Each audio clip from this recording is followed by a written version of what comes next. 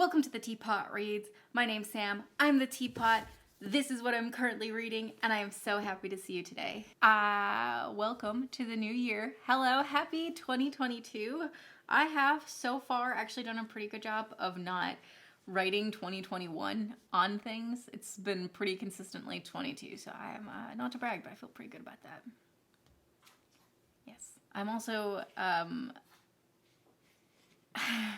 don't know if I'm proud of this, but I've bought a lot of books again.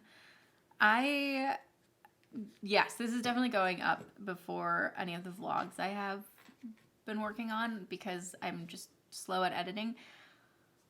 But I talk about in one of them how I have goals for purchasing books for the year. And I'm just going to quickly go over that before we dive into the book haul, which I'm really excited to show you because this is like the first book haul of 2022. So my goals this year are kind of weaning myself off of over purchasing books. Basically, in January, February, it is every other day I can purchase, and I can purchase 2 books, and I can earn other books by completing like goals and tasks across the month.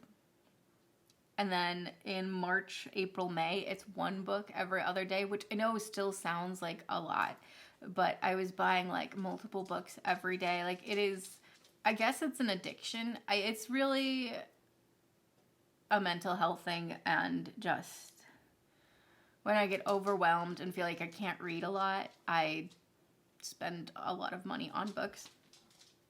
Do you hear a tank walking around? So March, April, May is 1 book every other month. And again, the earning other books throughout the month by completing tasks, that's like consistent through the year. Then June, July, August is going to be 1 book every 3 days. And September, October, November is going to be, I believe it's 1 book every 5 days, not counting pre-orders or like pre-order pickups. So if I had pre-ordered a book at work but hadn't paid for it yet, that doesn't count towards the 1 in every 5. That is what I'm thinking is going to be like my goal for the year. And then ideally by the end of next year, it's going to be only when I need to purchase the books. So I know it's long-term thinking, but I just have to wean myself off it. And I actually think it is working really well. The every other day thing has been super, super beneficial because it really makes me sit and think, do I need a book? Rather than just buying it because I want to buy it. The only exception to all this, I recently hurt my eye again and was freaking out, and I've also got like tooth problems right now. I have to get a double root canal later this week. So I did treat myself to some more than I normally would purchase just to help calm myself down and give myself something to be like excited about. And basically it was like while I was having work done on my tooth, I was like, okay, when I'm done with this, I can go look at books. Like it'll calm me down. And I that is okay. I consider that like a worthy exception. Okay. Enough of goals talk though. Let us just get into the fun part, which is the book haul part. Okay. So first, and these are somewhat in the order that I bought them / they arrived in, not like 100% because they got mixed up in the pile. But first of all, we have To Paradise by Hanya Yanagihara. This is Hanya's newest book, same author of A Little Life, which is my favorite book of all time. I have actually read this already. I read this one. The vlog will be coming out at some point. I gave it 3 stars. It was very bleak. Basically, it's not really a novel. It is not really a novel. It is like 3 shorter works mixed together. It feels more like a collection of short stories, and it was just so bleak. It was hard to enjoy. Book 1 is set in a sort of utopian, alternate historical New York.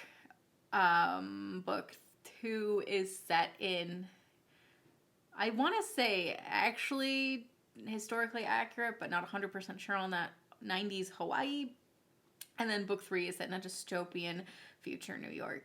that is going through pandemic. There's dust in the air. Dystopian future New York that is going through some pandemics. And the pandemic stuff was really, really upsetting and hard to read about while being in a real pandemic. I cannot recommend this one. I think if you are interested, maybe pick it up, but I wouldn't say pick it up because of the author or anything. It is just not good in those ways. It is probably good if it is a story that sounds interesting to you, but it's also just like really bleak and bland, and the connecting line between these three books is like a theme, and the theme doesn't even stay super consistent, so I don't recommend it. I don't not recommend it. It has an audience, and there's definitely a lot to discuss and talk about in this book. That's not always a virtue. This I'm really excited for. This is Ship of Magic. This is book... Whoa, no, wait, this isn't the one I got. Hold on. I grabbed the wrong one from my shelf. Okay, it was actually supposed to be Ship of Destiny, which is book 3 in the Live Ship Trader series. I read the first book in the Live Ship Trader series 2 years ago now, I want to say. And I did enjoy it. I didn't enjoy it as much as the Farseer trilogy, but I also didn't get as far into that series, which I completed that series. But I have been sort of planning over the course of this year, and it's probably going to go into next year, but maybe not. Maybe it'll stay in just this year, to read all of Robin Hobb's Realm of the Elderling books. And so I wanted to complete the trilogy on my shelf so that I can start diving into the Live Ship Traders. I probably won't get to it until late February, but I'm still really excited. It's gonna be a lot of fun. It's gonna be really good. I've heard this series does get just phenomenal towards the end, and I was enjoying book 1. It was really hard to jump right into it after finishing up Assassin's Quest, so I'm hoping that by giving it more time in between Assassin's Quest and Ship of Magic, that's what it's called, right? Yeah, Ship of Magic. By putting more time in between there, I will be more interested in these characters and in this part of the world. The Live Ship Trader series is epic high fantasy. It is set in a different part of the world as the Farseer trilogy, so it's set in sort of like a Dutch-inspired, I think? Maybe not Dutch. No, not Dutch. Maybe a little Dutch. Anyway, it's inspired by like trading ports and trading societies and pirates, and there are these magical ships, and there's like a huge cast of characters. So there's a lot going on. I want to say the big 3 or the big 2 plots. We have Kenneth, who is a pirate who wants power, and then there is the family Vestrit, the Vestrit family that has just finished putting together their live ship, which takes a lot of sacrifice, and Althea is the daughter and kind of the spiritual heir to that part of her family, but being a woman isn't given it, and so there's her story, and then there's like other stories from her family members. So it was really good. Book 1 was really good. I still gave it like 4.5 stars, I think, when I read it.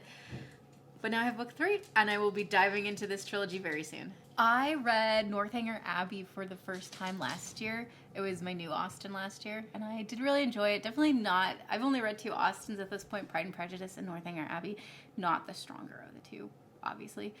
And definitely felt like you could have done with some more editing. It was published posthumously, and it's still really good on its own, but I really could see how like editing would have helped it. But I am working on completing the collection of these vintage Austens, so I had to pick up Northanger Abbey just to add it to my collection. I only have 1 more left they need to get, and that's Mansfield's Park, so I'm really excited. I don't know if I'll ever read these editions. They're not the most comfortable to open because the flaps are just so big, but I could prove myself wrong. They're really cute. They're really pretty. They're adorable on my shelf. Very happy to have it. Northanger Abbey is kind of split into 2 parts. It's one story. The protagonist's name is Catherine, that's right. So there's Catherine's time in Bath. I'm pretty sure it's Bath. She's in Bath for like the first half. And while she's there, she meets 2 different families. One of them she immediately becomes close with, but maybe are kind of sketchy folk. And the second one she doesn't become close with right away, but when she does, realizes they're much better friends. And then she ends up going with this second family to Northanger Abbey. And it's sort of a little creepy, a little gothic, but not quite. It's in some ways a satire of the gothic coming-of-age novels of the time, and in other ways kind of fulfilling a lot of those tropes. So anyway, I did enjoy it, but mostly I'm just happy to have this edition for my collection. Okay, so this is Owl Crate's January book. This is The Ivory Key by Akshaya Raman. I did want to read this book. Like, I had it on I have it on one of my wish lists. I never took it off because I forgot. It's a YA fantasy. I don't remember too much about it. It is pretty. Let me show you. It is signed, and it does have some foiling, which I believe all first editions have on the cover, as well as art underneath the jacket. But let me just read you the description because I'm not 100% sure what it's about. 4 siblings, a country in ruins, one quest to save them all. Vera is desperate to get out of her mother's shadow and establish her legacy as a revered queen of Ashoka. I want to say Ahsoka, like the character from Star Wars, but I think it's probably Ashoka. But with the country's only quarry running out of magic, a precious resource that's kept Ashoka safe from conflict, she can barely protect her citizens from the looming threat of war. And if her enemies discover this, they'll stop at nothing to seize the last of the magic. Vera's only hope is to find a mysterious object of legend, the Ivory Key, which is rumored to unlock a new source of magic. But in order to infiltrate enemy territory and retrieve it, she must reunite with her siblings who have been torn apart by the different paths their lives have taken. Each of them has something to gain from finding the Ivory Key, and even more to lose if they fail. Ronak plans to sell it to the highest bidder to escape from his impending political marriage. Caleb, falsely accused of assassinating the former Maharani, needs it to clear his name. And Rhea, a runaway who cut all family ties, seeks the key to prove her loyalty to the rebels who want to strip the nobility of its power. They must work together to survive the treacherous journey, but with each sibling harboring secrets and their own agendas, the very thing that brought them together could tear them apart. Could tear apart their family and their world for good. I do love that concept of like all the siblings having different agendas, and it very much sounds like each sibling is almost like their own subgenre of YA fantasy protagonist. So I do kind of love that. I do also love the dark, because the original cover has like white instead of this like dark navy blue black background, and I like this edition better. I think it's a little nicer. I'm more drawn to this cover than the white one, so I'm glad they made that change. It sounds good. I'm not going to drop anything and read this right away, although I could see it being sooner than later. I am trying to read more diversely this year, so this could definitely push this higher up on my TBR, but I don't know for sure. So yes, the Ivory Key. Okay, if you've been following my vlogs, you know that I do enjoy Elizabeth Gaskell, and I have been listening to an audiobook of Wives and Daughters kind of on and off for the last several months. It is a treat to listen to, so I don't listen to it every day, but I did pick up the vintage edition of the Vintage Classics edition of North and South. I love this cover. This is probably her best known work, this one or Cranford, but I feel like this one is a little better known, at least in America. I'm really excited to get to it. This is definitely going to be my next Gaskell. I was so excited. And also there's a mini series starring Richard Armitage, I believe. So I'm into that. I'm just gonna read the back of it. I was gonna try to summarize it, but the back of it is like a pretty decent summary from what I understand of it. So Milton is a sooty, noisy northern town centered around the cotton mills that employ most of its inhabitants. Arriving from rural Idle in the south, Margaret Hale is initially shocked by the social unrest and poverty she finds in her new hometown. However, she's begun to friend her neighbors, and her stormy relationship with the mill owner, John Thornton, develops. She starts to see Milton in a different light. So, yes, a lot of tension of social class in this book, from what I understand, which I'm super excited for. I also just, Elizabeth Gaskell has just such a talent for writing funny characters and witty dialogue, and just like, especially like small town banner and making small town incidents feel like huge things because they're huge in these characters' lives. So I'm just really excited to return to that. Definitely feel like this is going to be a springtime, summertime book for me. This is not like about the story of this book, but Normally, when I buy vintage editions, I have to buy them through Book Depository, but I discovered that sometimes Barnes & Noble actually carries them as well. So I've been double checking on Barnes & Noble before purchasing because I get my discount. And this one I could actually order into my store and pick up that way. So I got my employee discount. So I was really happy about that. But it's like a 1 in 40 chance I am finding. Like most times they don't have it. It's probably just like slipped through the cracks somehow. But yes. And most of her major works have matching editions for this. I think Mary Barton, Cranford, Wives and Daughters, North and South, there might be one more that has a matching cover. Maybe not. Maybe that was all of them. Oh, Ruth might have had a matching cover. Okay. Another like collection I'm obsessed with right now are the Penguin English libraries. And I made a list a while ago of Penguin English libraries that I really wanted to add to my collection. And this was one of them. This is Valet by Charlotte Bronte. I have a feeling this autumn is going to be the autumn of the Brontes because I have, I think, all of their major works at this point collected in one format or another. This is, I think I've seen some people like this a lot better than Jane Eyre. I think this is Charlotte's final work. I don't know much about it. Lucy Snow is alone without friends or family when she sets sail from England to find work at a girls' boarding school in the town of Valet. She struggles with unruly pupils, with her own troubling passions, first for the school's English doctor and then for dictatorial Professor Paul Emanuel. So that's all I know.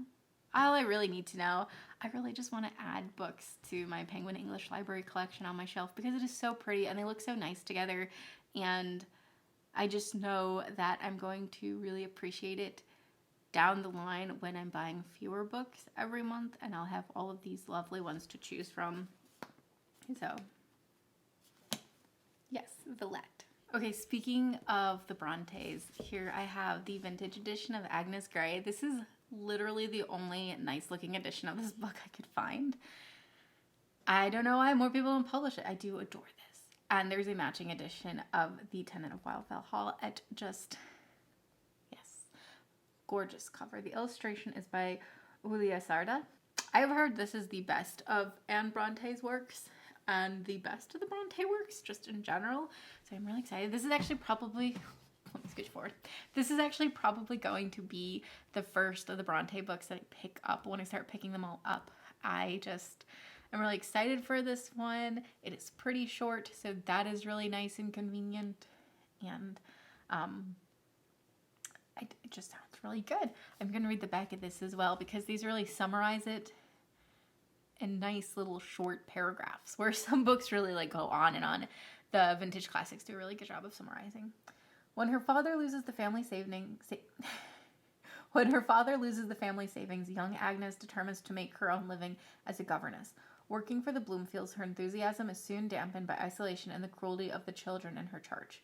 Agnes hopes for better in her second job, but when the scheming elder daughter Rosalie makes designs on Agnes's new friend, the kind curate Mr. Weston, she feels herself silenced and sidelines. Becoming a governess is one thing, becoming invisible is quite another. So, very excited. Sounds fantastic. And another Bronte. We're just going to keep. This is also another Penguin English Library. This is a copy of Wuthering Heights. I actually started reading Wuthering Heights probably about 10 years ago now. And it just was not vibing with me. I think I was too young. I was like 15, 16 at the time. So wasn't working. I do remember the gothic moodiness of it though. And I think this is going to be an October read. Like October, November. I am just really, really, really excited for Wuthering Heights. Which is funny because most people I know fucking hate this book. I am excited for it. It's famously about a sort of toxic, tragic, awful relationship between two people. And I cannot wait to see that. I also just remember the way it was being told was just so moody and atmospheric, and I loved it. Even then, even when I was like, I don't get this book, I was like, I like the writing. So yes, another Penguin English Library and another Penguin English Library. We have Heart of Darkness by Joseph Conrad. I've actually read this book for school about 3 or 4 years ago. and it is not at all, I think it's technically a novella, it's so short. It is not at all a story I would typically like, but we just had such good discussions about it in that class that I really wanted it on my shelf. I don't think I will ever reread it. I could be wrong, but I don't really think I will. Just doesn't seem likely. That being said, I'm really happy to have it now on my shelf. That makes me really pleased. This is famously a story of a travel up the Congo River and into the heart of darkness, which, you know, there's so many interpretations. It's creepy. It's definitely a colonial text, but also in other ways not. Like, we just had such good conversations about this story. I loved it. So yes, Heart of Darkness. And let's like keep it literary and educational for a minute, because I picked up the Bright Book of Life novels to read and reread by Harold Bloom. This is just a book of like essays on books that are worth reading and rereading. I read the one for Pride and Prejudice. The only other book in here that he talks about is Anna Karenina, and I just haven't had time to sit down and read that essay yet. But my goal is every time I read one of the books that he talks about in this book to sit down with the essay and read it. I think it's going to be fun. It's really interesting. It was, the essay was very short. I almost wish it had been longer. It just kind of felt like it was touching on things rather than really diving deep into it, which is, you know, fine. It's sort of nice, light reading and just makes me, like, recollect and think about the books. So, like, the books in here, I'm not going to name them all, but the ones I'm, like, really excited for. So Don Quixote. Emma, that's the next Austen I'm going to read. The Red and the Black. So he's got a couple Balzac books in here. A Pushkin, Wuthering Heights. Vanity Fair. Moby Dick. I'm so excited for Moby Dick. I don't think I'm going to get to it this year, but I cannot wait to get to it. I'm like stoked. Madame Bovary, Les Miserables. That one I might get to this year. We'll see. I very well might. War and Peace. Not this year, but it's coming. The Return of the Native. I'm in a hearty mood, so probably not going to read Return of the Native next, but like I am in a hearty mood. The Brothers Karamazov. I've had that sitting on my shelf staring at me, begging me to read it for a while. A couple Joseph Conrads. A couple D.H. Lawrence's. Ulysses. That's not a this year project, but I am excited to make that a goal coming up. To the Lighthouse. That is I'm probably going to read that this year. The Master and the Margarita, I am definitely going to read this year. I am just like, I don't know how it got its hooks in me, but like, I have to read it. I have to read it this year. I have to read it ASAP. In Search of Lost Time, I'm very excited. Definitely going to start that series this year. A couple of Ursula K. Le Guin's, which is actually, the book is dedicated to her. And I think those are the most exciting ones, but yes. This is just like a nice little book, and it kind of brought back. I do enjoy reading literary analysis. I just can't focus. Like, it can't be like too over my head. I'm not that smart. I'm not that much of an analytical thinker. But this is, I don't want to say it's hitting the sweet spot, but it's not going over my head. So I'm enjoying it so far. The one essay I read. All right. So on the topic of Virginia Woolf, I also have a copy of Orlando. This is the other one I'm really excited to get to, and probably will get to this year. So To the Lighthouse, definitely a priority, but Orlando, I definitely expect to get to as well. This is a very queer text from what I understand. It's about a character, Orlando, who starts off as a man and by the end is a woman. So a man in Queen Elizabeth's court, and by the end is a modern 36-year-old woman 3 centuries later. I have no idea how that works. I'm just really excited. I think it's going to be really cool. I am pretty sure it's based on or partly rooted in a love triangle with Virginia, Vita, and another woman who I do not remember. I'm very sorry. I thought I saw someone talking about that online. I was like, oh, that's interesting. I just bought that book. Orlando. I have actually read some Woolf in the past. I've read Mrs. Dalloway like 4 times. I love that book. And I've read half of A Room of One's Own, or A Room of Her Own. What's it called? I enjoyed that. I wasn't a huge fan of that, but I love Mrs. Dalloway. It's one of my favorite novels. Yes, Virginia Woolf, problematic author. A lot of authors are problematic, but I always like to add this caveat. If you're looking for a less problematic but still very queer female writer from that era, may I recommend Sylvia Townsend Warner. She's fantastic. Lolly Willows, amazing. The Corner That Held Them, very good, very funny, very different from Lolly Willows. Both of them fantastic. I haven't had the pleasure of reading her other stuff yet, but I love her. She's fantastic. Sylvia Townsend Warner. Check her out. This is going up before I make like the official announcement or official video like talking about this sort of self-challenge I've set myself for, but basically I'm going to be trying to read more Japanese literature in the next couple years. So I picked up 2 classics. We have Naomi by Junichiro Tanizaki. I actually have another book by Junichiro, which is the Makioka Sisters. I'm excited about this one. I have seen this one and the Makioka Sisters kind of tied for the best Junichiro book. Basically, it is about a man who sees a woman. I am curious to see, because like male-female relationships in classic literature are not always great. And it actually, you know what? I'm just going to read you the back and then I'll tell you my thoughts and reflections on the back. When 28-year-old Joji first lays eyes upon the teenage waitress Naomi, he is instantly smitten by her exotic, almost Western appearance. Determined to transform her into the perfect wife and whisk her away from the seamy underbelly of post-World War I Tokyo, Joji adopts and ultimately marries Naomi, paying for English and music lessons that promise to mold her into his ideal companion.